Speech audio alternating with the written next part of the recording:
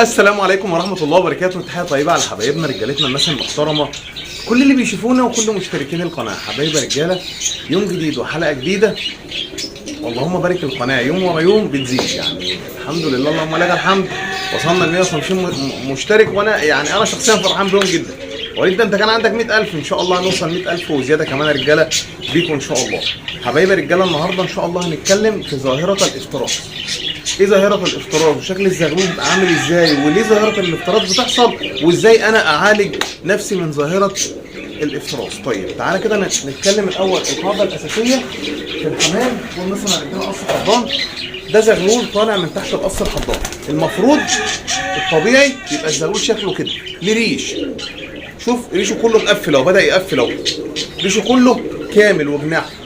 في الحر ممكن يطلع له جدري مش عارف ايه الكلام ده كله، بس في النهايه زغلول ليه ريش. برضه لو جبنا اي زغلول تاني، اي زغلول مثلا في الثلاجه هنا اهوت، زي مثلا زي ده كده، ده زغلول مثلا في نفس عمر الزغلول اللي انا هوريه لك دلوقتي، اللي عنده ظاهره، اللي الاهالي بقى عندها ظاهره الافتراس. لان الناس بتخلط الامور ببعضها شويه، مفكره ان العيب بيبقى في الزغلول، تمام؟ فيقول لك بقى هات صبار وادهن، هات مش عارف حبه البركه وحط له، هات مسه زرقاء وحط له. الناس بتبقى فاهمه غلط. انا النهارده ان شاء الله هفهمك يعني ايه ظاهره الافتراس، وهفهمك كل حاجه وكل صغيره وكل كبيره، وازاي تخرج من الموضوع ده والمشكله دي. ادي مثلا زغلول تاني يبقى طالع ريشه بالشكل ده كده شباب، تمام؟ ريشه كله مساوي. طيب كويس جدا يا وليد. ايه بقى يا عم وليد بقى ظاهره الافتراس وازاي بتحصل؟ لان احنا ممكن نكون بنشوفها عندنا ومش عارفينها يعني ايه افتراس ولا الكلام ده كله. ظاهره الافتراس يا رجاله بنطلع نلاقي ريش الزغلول متاكل، ريش الزغلول منحول. انا مش فاهم يا وليد، كلمني كده على الطبيعه، هات لي حاله عمليه، طولوا بالكم عليا نوريكم حاله عمليه.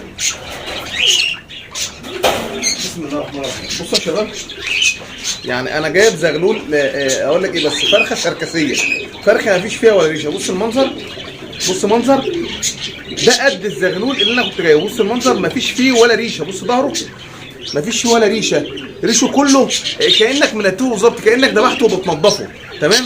بص يا رجاله المنظر، يعني هي بس الحته ديت اللي موجوده فيه، لان هم مش طايلينها، الاهالي مش طايلينها.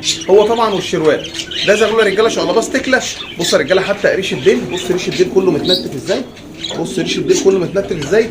الزغلول يعني لا حول لي ولا قوه، الزغلول متنيل بنيله. طيب قبل ما اكلمك بقى عن ظاهره الافتراس واسبابها، تعالى نبص كده على القص كده ونشوفهم، لان ظاهره الافتراس دي ما بتتعرفش الا بشغل القص، بالتجربه العمليه للقص. تعالى بقى نسمي الله ونروح نبص على القص ونشوفهم، وبعد كده نرجع تاني نكمل حلقتنا عشان نعرف كل حاجه عن الافتراس. بسم الله الرحمن الرحيم. دول جوز يا رجاله ان شاء الله باص كده، الله ده حلوين هم، توليد وزي الفل، مش فيهم اي حاجه. قص ما شاء الله عليهم محترمين. بصوا يا رجاله ابنهم عملوه ازاي، سلبتوه، والله خلوه بجد والله حرفيا سلبوه. طيب تمام يا عم وليد. الطبيعه يا شباب، الطبيعي والمنطقي لو جينا مثلا لجوز جنبهم ولا حاجه، نلاقي بص الزغال عامله ازاي، مريشه اهيت وكويسه اهيت وتمام التمام. على فكره المرض ده مش معدي. اقول لك دلوقتي بقى كل حاجه عن ظاهره الافتراس. بسم الله الرحمن الرحيم. تعالوا حتى كده احنا شفنا الزغلول وشفنا كل حاجه، تعالوا بقى ايه نتكلم عن ملابسات الموضوع والمشكله دي. المشكله دي على فكره الرجاله مشكله كبيره، ولازم لو انت عندك جوز بالشكل ده تحلهم. طيب يبقى مبدئيا عرفنا ان ظاهره الافتراس هو ان الاهالي، الاب او الام او كلاهما الاثنين بياكلوا في ريش الزغلول. حلو جدا. طيب اسبابه ايه يا وليد؟ اسباب الافتراس يا رجاله كتيره وعديده، من ضمنها سبب وراثي، يكون الاب او الام ابوه او امه تمام عندهم ظاهره الافتراس. ادي اول سبب. تاني سبب يكون عندهم نقص في البروتين. طب نقص في البروتين يا وليد ده منين؟ نتيجه عدم تاكيلك فول او بسله او عدس. الثلاثه يا رجاله اللي بيمدوا فرد الحمام بالبروتين حضرتك ممكن بتاثر فيهم شويه عشان هي غاليه حبتين، لو سواء بسله او الفول او العدس. طيب انت لا والله يا وليد انا مش مقصر والدنيا تمام. السبب اللي بعده سبب برضو الافتراس هو نقص الاملاح والاحماض الامينيه في جسم فرد الحمام، وده احنا مش هنعرفها. ليه؟ لان احنا بنغيب وندي جرعه املاح، بنغيب وندي جرعه احماض. تعالوا نخرج بره حتى علشان صوت العصافير. بنغيب يا شباب وندي ايه؟ جرعه املاح، بنغيب وندي جرعه احماض. يعني ما عندناش ميعاد ثابت ولا قاعده ثابته بنبدا نشتغل عليها يا رجاله. طيب الحل ايه يا عم وليد؟ يعني انا اعمل ايه في ظاهره الافتراس دي؟ الاسباب اللي انا قلت لك عليها هي فيها الحل. يعني ايه؟ يعني لو انت عندك نقص في البروتين في الحمام، ما بتاكلش الحمام كويس فول، ما بتاكلش الحمام كويس بسله، ما بتزودش الكلفه عندك، بالعكس يبقى لازم تمد الكلفه بالكلام ده كله. في اسباب ثانيه اقول لك في اسباب ثانيه، بس خلينا نقفل السببين دول الاول. يبقى ما بتديش احماض امينيه، تدي من يومين ل3. ابدا ركز بقى في الاملاح والاحماض الامينيه للحمام اللي بالشكل ده كده. لو انت حتى الحمام كله بتتعامل معاه عادي مثلا وما عندكش الظاهره ده الا في جوز واحد، تبدا تركز مع دول، تدي لهم من يومين ل3 احماض امينيه. طيب في اسباب ثانيه يا وليد، في اضطراب نفسي او اضطراب سلوكي عند جوز الحمام دول نتيجه عدم الهدوء في قلب المكان، في قلق، في قطه بتجري، في كلب بيدبدب، في صوت دبدبه، في صوت خربطه، فالحمام بيبقى قلقان، فسلوكه بيتغير وبيبقى عدواني وبالتالي بياكل ريش الزغلول. طب حاله زي ديت يا وليد انا اعمل فيها ايه؟ يعني اشغلهم موسيقى هاديه؟ لا مش شغلوهم موسيقى هاديه.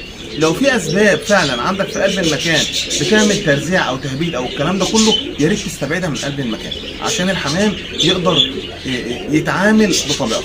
طب يا وليد هي ليها حل؟ ليها حل. مبدئيا الجوز دول يا شباب لازم بعد الزغلول ده ما يكبر انا بفصل الجوز. يعني انا اول خطوه بعملها علشان اعالج الافتراس انا بفصل الجوز عن بعض، ولو الجوز غاليين عليا او عزاز بجوز النتايه ده لذكر تاني والذكر ده لنتايه تانيه، وابدا اشوف مين فيهم اللي عنده المشكله، مين فيهم اللي عنده السلوك العدواني ده، مين فيهم اللي عنده الاضطراب النفسي ده. ممكن ناس حتى تتريق على كلامي تقول لك اضطراب نفسي. ايوه يا جماعه ما هو ده دي حاله مرضيه، اللي بيحصل ده مش هباء كده، لا ده حاله مرضيه في الحمام. تمام؟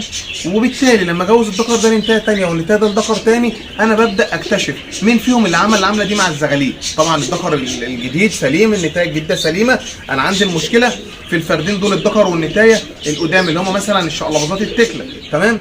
ببدا بقى اشوف النتايه دي اتجوز الذكر ثاني والذكر ده اتجوز نتايه ثانيه. لو المشكله حصلت مع دول يبقى العيب من الذكر يا بيه، تعالى من قفاك بقى. لو المشكله حصلت مع دول يبقى العيب من النتايه، وكده يبقى انا عرفت مين السبب في الافتراس. طب هي معديه؟ هي مش معديه. يعني انت لو عندك جوز مثلا فيهم الخاصيه دي او فيهم العيب ده او فيهم المشكله ديت وجوز تانيين ما بتتنقلهمش ولا حاجه، بس الذكر بيقلد النتايه والنتايه بتقلد الذكر، يبقى دي ممكن تبقى ظاهره مستمره. عدم لو ما عالجتهاش او ما اتصرفتش فيها ممكن تبقى ظاهره دايما مستمره، ودي عندك في قص ولا قصين بيقلدهم بعض الشباب. طيب ادي ظاهره الافتراس. الزغلول زي ما انت شايف كده بيطلع شكله مش كويس خالص وبيطلع من غير ريش كانه مربي فراخ. اعمل الحلول دي كلها اتاكد. يعني انا شخصيا ما بفضلش ان انا استبعد القص، لان استبعادي للقص انا ممكن اذي حد تاني فيهم. انا بحاول اعالجهم، انا عرفت الاسباب يا رجاله اللي بعالجهم بيها، وبدانا فعلا ندي املاح واحماض امينيه في الميه، بدانا نزود البروتين للجوز دول بالذات. خد يا عم فول، خد بسله، خد عدس عشان ما تعملش العمله ديت مع الزغلول. هنبدا ان شاء الله من بعد الزغلول ده ما يكبر ابدا اعذبهم ونبدا نجوزهم لمختلفين. تمام؟ يا اما شوف عشان يبقى في امانه واحترام في البيع، قررت انك تبيعهم يا ريت تبلغ اللي هتبيعهم والله يا باشا دول عندهم ظاهره الافتراس.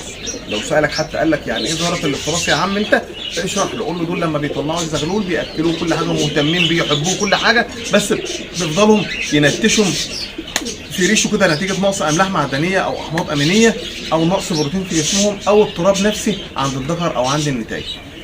عشان يبقى في حته بركه في الفلوس يا شباب. عزاز عليك وكويسين، اعمل اللي انا قلت لك كله عليه، ربنا يكرمك والجوز هيتعالجوا من الكلام كمان. حبايبي يا رجاله صباح الفل. يعني لازم انا طلعت لك قدام الكاميرا يبقى لازم الحلقه تكون مفيده، وممكن يبقى عندك الظاهره دي موجوده عندك في جوز واثنين وثلاثه وعلى مدار سنين وانت مش واخد بالك منها ومش عارف ايه اسبابها ومش عارف تعالجها ازاي. حبايبي يا رجاله يا رب اكون اقدر او اكون قدرت افيدك ولو بمعلومه صغيره. كان معكم يا شباب اخوكم وليد عبد الرحمن، والسلام عليكم ورحمه الله وبركاته.